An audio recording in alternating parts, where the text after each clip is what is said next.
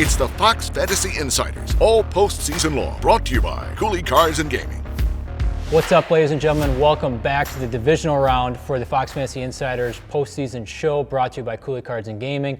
My name is Corey, he's Lucas, and we are the Fox Fantasy Insiders. Yeah, welcome to our show. If you have not been here before, this is a show where we talk about daily fantasy, not just sleepers, but value picks, must starts, and all through postseason long. So it's a great show. We're here to win you guys some big money. That's our main objective, and we're going to do that. We're going to get into some great picks this week, but before we do that, let's hear a word from our sponsor. Cooley Cards and Gaming is now open in Valley Plaza on Alaska. They buy and sell sports, trading, and gaming cards from inexpensive to investment level. Stop in and check out their wide selection of PSA graded and ungraded collectible cards and stock up on unlimited protective display supplies.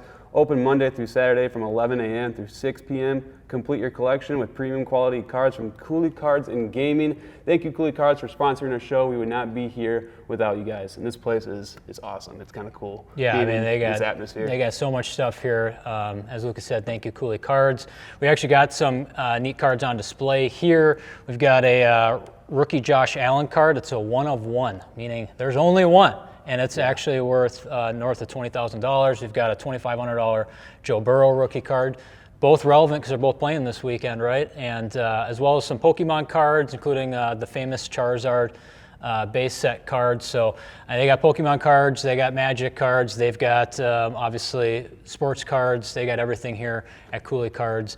And they're doing a neat giveaway actually this weekend, and we're going to have Carter from Cooley Cards come in and talk about that real quick. Good morning, everyone. Just want to let you guys know about a little giveaway we're doing here at Cooley Cards and Gaming.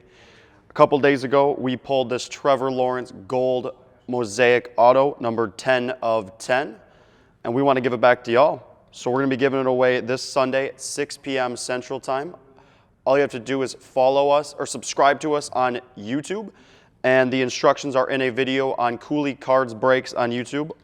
Otherwise, follow us on Twitter at Cooley Cards. The instructions are on there as well, along with a link to our YouTube channel. Thank you very much. Good luck to everyone. Yeah, thank you, Carter. That sounds awesome. And you guys need to get in here and just look at these cards. I mean, I feel honored sitting at this table with all these very impressive cards. All right, Corey, we'll want to get into our picks? Let's get into our picks. Lucas, I let it off last week, so how about you take the reins? Let's do it. For my divisional round sleeper, I'm going deep into the bucket and snagging Gabriel Davis. He's going extremely cheap at $5,300 on FanDuel and $4,600 on DraftKings. Few receivers have actually been as hot as Gabriel Davis, though you haven't really heard about it. Since the start of December, Gabe Davis has been averaging 6.5 targets per game and has a team high of 5 touchdowns. Against the Patriots last week, Davis led all Bills wide receivers in snaps with 40, was number 2 in routes behind, of course, Stephon Diggs. Usually you look for a little bit more consistency, but this is a sleeper, so just plug in your big studs and fill in the blank with this cheap option. I believe this matchup against Kansas City will feature a lot of points, and Gabe Davis has been a huge red zone threat this season. Yes, the Chiefs defense has been looking better at times, but they are still 30th over their last 4 games versus wide receivers. You can't go wrong with how cheap he is. He's behind players like Emmanuel Sanders, Byron Pringle, and Van Jefferson, so I think he's a good sleeper for this week. What do you think? Yeah, I mean, it's the biggest over-under of the week. I think 54.5 last time I checked, so a lot of points expected to be scored. Bills, I think, are 1.5-point dogs, so it should be a close game. And Gabriel Davis has obviously been more and more involved. He's been a popular pick on this show down the home stretch for obvious reasons. Great matchup, Kansas City, week against the pass, so love the pick. Thanks. What do you got? All right. Well, for my first pick, I'm upgrading somebody from a name to watch last week to an actual sleeper this week, and that's Cam Akers. His DraftKings price is $5,500. He had 18 touches in wildcard weekend, even exceeding the expectations that I had for him. I expect his role will continue to expand this week. They were getting him heavily involved. He actually had a couple of really long plays called back due to holdings. Every time Cam Akers really busted one, it got called back. Tampa Bay has not been as dominant in defending the run as they were. That reputation that they built was really built in the first 10 weeks of the season. They're actually 16th against the run in terms of points allowed to opposing running backs, so they've really dead middle of the road in defending the run. And the Rams, most importantly, are committed to running the ball. They had 38 rush attempts last week in a game that they definitely controlled the game script. 38 rush attempts has been sort of the theme for the Rams, running the ball a lot. I expect another game in which they lean on the run pretty heavily in a playoff environment in a game that is supposed to be razor thin, so I don't think they're going to get game script out of it. Yeah. What do you think about Cam Akers, Lucas? Oh, I love him, and I love the whole story with the season. Like, tears his Achilles, in preseason, and takes the whole regular season off, and then here he is in wild card round, looking great. Like, I knew he was gonna be a fun name to watch, and like he looked great. Like, he looked good. I know they did his surgery a little differently than most Achilles tears, but man, he looks good, and man, he's just the dog. He's the guy. Yeah, that offense has a different gear when Cam Akers is in there, and it's obvious. I mean, he looks like a totally different person than Sony Michel does when Sony Michel's on the field. So, I mean, just by them touching the ball, you can tell that Cam Akers is in the game over Sony Michel. So, if we were here in week 1 saying that, Cam Akers already tore his Achilles, like Odell Beckham threw a pass to Cam Akers in a wild card matchup. Like, it's a weird sentence. It's cool going forward, definitely. All right, next we're gonna talk about some names that you should keep your eye on. I got Brandon Aiyuk. He's just I think there's gonna be a lot of focus on Deebo Samuel, and he's a sneaky route runner. I think he'll be heavily involved. I know Jimmy Garoppolo has a shoulder issue and that thumb issue, but I still think Brandon Aiyuk will get some targets. So just keep your eye on him. And then Jerick McKinnon, he looked great last week, and I think the other Kansas City running backs are a little banged up still. And yeah, I did not expect Jerick McKinnon to look as good as he did. Yeah, those are some great picks, and I like one of them so much that I've also got him as one of my names to watch, and that is Jerick McKinnon. His DraftKings price, $4,800. At 26.2 points last week on just 18 touches, so a big game from McKinnon. And most importantly, I think, than anything, Mahomes spoke very highly of McKinnon's performance after the game and did allude to McKinnon staying involved in this offense in a major way. Lucas mentioned how the running back's still banged up. So I expect McKinnon to have a similar workload this week in a high-scoring game. Alan Lazard is my other name to watch. DraftKings price $4,400, so Packer faithful will love this one. He had 5 touchdowns in his last 5 games, averaged 13.8 points, or had 13.8 points plus in 4 of his last 5 games. He's averaged 16.6 fantasy points per game over that same stretch. So Alan Lazard really has been involved more heavily. And actually, I made that pick prior to seeing practice reports yesterday. Of course, in the practice report yesterday, it was revealed that Marquez Valdez-Scantling did not practice after a limited practice on Wednesday. That's usually a very bad sign, the midweek downgrade. He's been dealing with a nagging back injury, and me making this pick independent of MVS's status shows how confident I am in Lazard, and obviously if MVS is going to miss this game, even more confident in Lazard. They play on Saturday nights, so just keep that in mind. I mean, it's one less day to heal up. So, yeah, awesome picks. I think Lazard will get at least 6 targets at least. I mean, we'll see what happens. Let's get into the value plays. Yeah, for my first value play, I'm going with Rams wide receiver OBJ. Do note that he is on the cheaper side, so that's always a plus. He's going for $6,500 on FanDuel and $5,300 on DraftKings. He's been heavily involved lately and was incorporated early on in this wild card matchup. He only received 4 targets, but he made them count, catching all 4 while also getting in the end zone early on. It's a great red zone target, deep threat, and overall just a safe player for Stafford to throw to.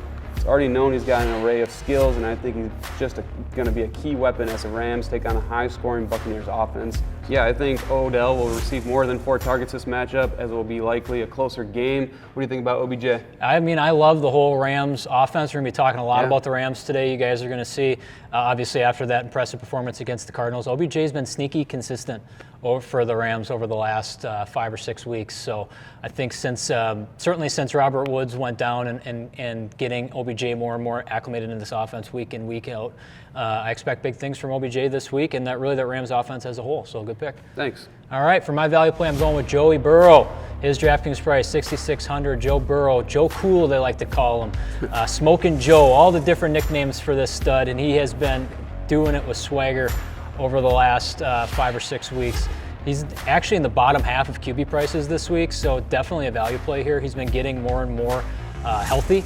He was dealing with a finger injury, obviously still recovering from the ACL injury. He talked about a few weeks ago was the first time he really felt like he could make free runners miss again. So this guy is getting more and more healthy, and it's been showing. He's averaged 32.2 fantasy points per game over his last 3 games. That is a big number, and he has got a great matchup against Tennessee, who's 24th in points allowed to opposing QBs. This is according to DraftKings, and so of course that includes the fact that they didn't play last week. So you incorporate, if they had played last week, that number would be even worse, probably more like 27, 28. Titans pass defense is one that I have been picking on with wide receivers and quarterbacks all season long, dating back to our sleeper show. So Joe Burrow, I think you can fire up with the utmost confidence that this is a guy who could potentially finish QB1 this week, despite the fact that he's actually going from prices more in line with like QB7, QB8. Yeah, love this pick. I'm rooting for Joe Burrow and the Bengals for sure. I feel like I should wear some nice sunglasses because I know that's what he had during his post-game conference. He just had these sunglasses on. He's like, I just think they're cool. And yeah, the dude's chill. I think he comes out fired up, ready to play. So absolutely, great pick. Love it. All right, well, let's look at our value names to watch. Yeah, some names to watch. Leonard Fournette, he was all banged up these past few weeks, but he did tweet out that he thinks he's going to play. So overall, just keep an eye on that. And he's had an incredible fantasy season. He's great in PPR formats. He's always catching the ball. So just a name to watch, monitor that injury. And then Dawson Knox has been a huge threat all season. Josh Allen loves to go to him in the red zone. He's a big threat, and he scored twice in the wild card matchup, so I think he can get something going here in the divisional round. So yeah, those are good picks. Leonard Fournette is an interesting name for sure, especially obviously he's got to play us, so stay alert and check those practice reports. I don't think I actually have any Bucks in any of my picks anywhere, so if I did, Fournette would probably be a guy I'd be very interested in. So good extra names to watch. Keep an eye on those names, folks. For me, I'm going with T. Higgins, DraftKings price 5,700. Again, same kind of theme here. Tennessee, 24th in points allowed to opposing quarterbacks, but they're 31st in points allowed to opposing wide receivers. Again, that's with them not playing last week. So they are really dead last in the league in terms of points allowed to opposing wide receivers. They've been bleeding those all season long. And here's the deal. T. Higgins only had 4 targets last week. That's going to change this week. Yeah. The Bengals ran a lot more last week, kind of were in control in that game, even though the score didn't necessarily indicate that. But it just felt like they were really controlling that game. And that's postseason football for you. A 10-point deficit feels like a 20-point deficit in postseason football. But T. Higgins, in games this year where he has had at least 7 targets, is averaged 25.5 points. That is insane. I expect at least 7 targets for sure in this game for T. Higgins and that similar volume facing a weak pass defense against Tennessee. My second pick, Tyler Higbee, DraftKings price 4,000. He's got a reliable floor, what more can you ask for out of a tight end? 40-plus yards in 5 straight games, and he's got some historical precedence against Tampa Bay. He had 15 points against Tampa Bay in Week 3. Yeah, I love those picks. I'm glad we're mentioning some tight ends here because, you got to pick one. You only got so many there, and I think these are good value plays. Yep. You're not spending up a ton on like George Kittle or Travis Kelce. So I think both those tight ends that we mentioned I think they're safer plays. Absolutely. So, awesome. And let's get into some must starts. And I'm going back to the same pick as last week because he's just unstoppable. Deebo Samuel is the man. So as I said last week, the Niners built a game plan around Deebo this season, and they are going to have to continue to do that if they want to advance in the playoffs, and that's exactly what they did in their wild card matchup against the Cowboys. Samuel carried the ball 10 times for 72 yards and a touchdown, and he caught all 3 of his targets for 38 yards. He just does it all, and the man's just so much fun to watch. He's scored double digits every single game he's played this year, and I think everyone can agree that he will be a focal point in the offense against Green Bay. Of course, he's expensive, but just look at the track record. Players like him, Cooper Kupp, have been amazing this year, so how do you just not spend up on Deebo Samuel going forward? Yeah, he's a touch monster, targets, rush attempts, everything. And just a big play waiting to happen. The guy, every time he touches it, it looks like he can take it to the house. So that's cool. Love the pick. Who do you got for your my must start? I was going to go with him last week, and he's just convinced me. It's Cooper Kupp. How do you not? The guy's DraftKings price is $8,600. He's the most expensive position player available, but he had 17.1 points last week, and that was his worst fantasy performance since Week 5. That's not a typo. That's insane. Guy's averaging a ridiculous 27.2 fantasy points per game this season. That is DraftKings scoring, which does award bonuses for 100 yards and like 10-plus catches and things like that. But that's the format we're looking at here is DraftKings. 30.6 points against Tampa Bay in Week 3. So again, there's some precedence here. He had a great game against Tampa Bay in Week 3. These are 2 very different looking teams than they were all the way back then. But Cooper Kupp has only been getting better since then. So I'm not too concerned about that. And I was having a hard time narrowing it down to just 4 bullet points because there are so many stats that you can find to support Cooper Kupp this year. He's just really damn good. Yeah. But here's the one that I thought was most interesting. He's had over 90 yards and or a touchdown in 90% of his games this season. 90%. So only 2 games this year did he not have at least 90 yards and or a touchdown. It's bonkers. Of course, one of those games was last week. He had 60 yards, but he still did have a touchdown in that game. So just the ultimate model of consistency and a guy you can feel really comfortable spending all that money on and knowing that he's got a safe floor with a high ceiling at the same time. Like his floor is also the ceiling. Like Michael Jordan once said, the ceiling is the roof. That's kind of the way you got to look at Cooper Kupp, right? Yeah. I feel like a lot of people will be spending up on him, and as they should. Yeah, Cooper Kupp, man, he's an alien. He is. I don't know how he does it, but awesome. All right. Who are some names to watch? Yeah, a couple more names to watch. I'll lead this one off. A.J. Brown, DraftKings price 6,200 is the only Titan that I have mentioned. Cincinnati is just middle of the road against wide receivers, so the matchup doesn't scare me. A.J. Brown's an absolute alpha. He's at 19.1 fantasy points per game since returning from injury. And my second name, I'm looking at Eli Mitchell, DraftKings price 5,800. He's at 15.5 plus fantasy points in 4 of his last 5 games. And this one, to me, is about the weather. Weather becomes a factor this time of year. Obviously, it's going to be cold in Lambeau. That's well documented. It is January. Spoiler alert. So I do think that they got a banged-up quarterback in Jimmy Garoppolo. He's dealing with the shoulder. He's dealing with the thumb. It's going to be difficult for him to grip and throw the ball. It was last week in neutral conditions. So I think they're going to lean on the run, and obviously that means a lot of Deebo Samuel as well as, of course, Eli Mitchell, their workhorse running back. Yeah, all their 20 running backs that they have. That's probably what they'll just do the whole game. But yeah, some names to watch for me is Devontae Adams. All you Packer fans out there will really like this and can understand why he's probably a must start. He's just Rodgers' go-to guy, and he's been great all season. And then Derrick Henry, he passed the test with contact practice on Wednesday, so there's a possibility he could play. He might not, but if he does, I mean, it's Derrick Henry. I mean, what do you think? Would you start him if he plays? I mean, he's a monster, but like it's Derrick Henry, he could be a decoy, but I think if he plays, he's gonna. 10 touches is like amazing for Derrick Henry. Like he doesn't need that much to rip off a 40-yard run. I do think if Derrick Henry plays, I think he gets a full workload. This is the playoffs. It's win or go home. Right. They wouldn't have made all this effort to rush him back if they weren't going to give him the full workload. Because Derrick Henry is one of those guys where, I mean, he can do a lot with 10 touches. Conversely, he's also that guy who just wears teams down. And he might have 10 touches for 38 yards, but then his next 10 touches are going to be for 170 yards and 3 touchdowns because that's just the kind of guy he is.